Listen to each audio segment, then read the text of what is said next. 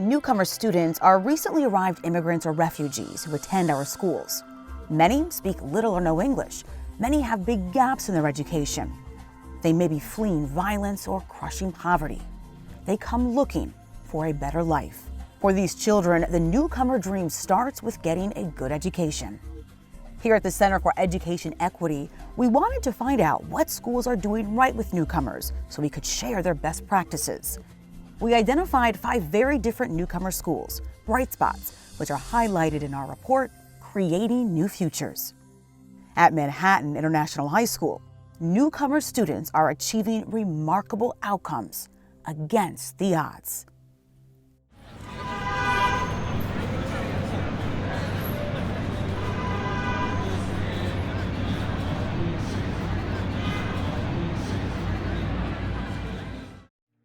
First of all, I didn't really want to come here. I never had that dream for like, oh my God, I want to be in the United States. It's so great.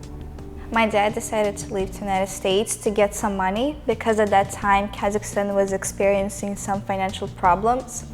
So I was 2 when my dad left. Over time, my dad decided that I have to come here too. I came to the United States when I was 12 years old from Kazakhstan. It was really sad that my mom wasn't able to come here because for 7 years it was just me and my mom. I knew he's my dad, but I didn't really have that connection with him, so it was very weird to come here and like live with him. When I came to New York, I was in 8th grade, so I had to go to middle school, the last year of middle school. When I came to school, I didn't understand anything, but it was really hard for me because I didn't know any basic words. And there was like subjects such as math, history, and they had like much more complicated terms. So it was even more pressure. I was afraid of my accent. I was afraid of just putting words not in the right place. So all of these things, they just pressured me into thinking, Dasha, if you're going to talk, people will make fun of you. People will say, oh, you don't know English, or something like that. Our students come from all over the world, and they have diverse experiences and needs. Our students experience a life change that's unlike any other experience that we might have if we're born and raised in this country. Some of our students have said it's like being born again, and they don't mean it in the religious way. They talk about part of them dying and having to learn how to understand a world that's completely unlike what they've seen their whole life. There's trauma from family separations, from not having stable homes when they come, or having employment or medical assistance. Some of our students are parents. So they're coming with great social emotional needs, and I think that is at the heart and key of our program. So when I came to Manhattan National High School, I just saw a lot of people that were not speaking English, but other languages other than English. All of our teachers, they were really supportive. They understood that English wasn't our first language, and it was really a big struggle for us, just not to only talk, but just to be in a new environment. We begin by having teams of teachers do very complete and thorough diagnostics. So we meet each and every student by interviewing them individually. We learn where they come from, what they've gone through, how they're living today. We make sure to put in place counselors, social workers, or any other type of services that they might need, and make sure to embed within our program mentoring and counseling to address all the needs that have been identified from the beginning of the year. Our teachers use curriculum that they develop together in an interdisciplinary way to address some of those needs. 9th grade was really focusing on to improve our English skills, to work in teams so we could talk more. We didn't just listen or talk or just write or read. We had really fun interactive projects. It was making us to learn more, making us just to get this information as soon as possible and to get as much more of it. Every class has students who are relatively new to the language, but some are performing at higher levels and some are brand new beginners and maybe have very few words in English at all. But working together to solve problems, working together on a project helps them really use their peers and leverage their peers to help build skills with a low affective filter, I would say. So it's peer work and there's no fear of judgment or even evaluation while they're working on a project. The first 2 months in 9th grade, I still was lost. I still didn't understand some parts of like what my teachers were saying. I didn't really understand any books. I think it was like January, February, that's when I was like, Dasha, you finally started understanding something, your grades became much better.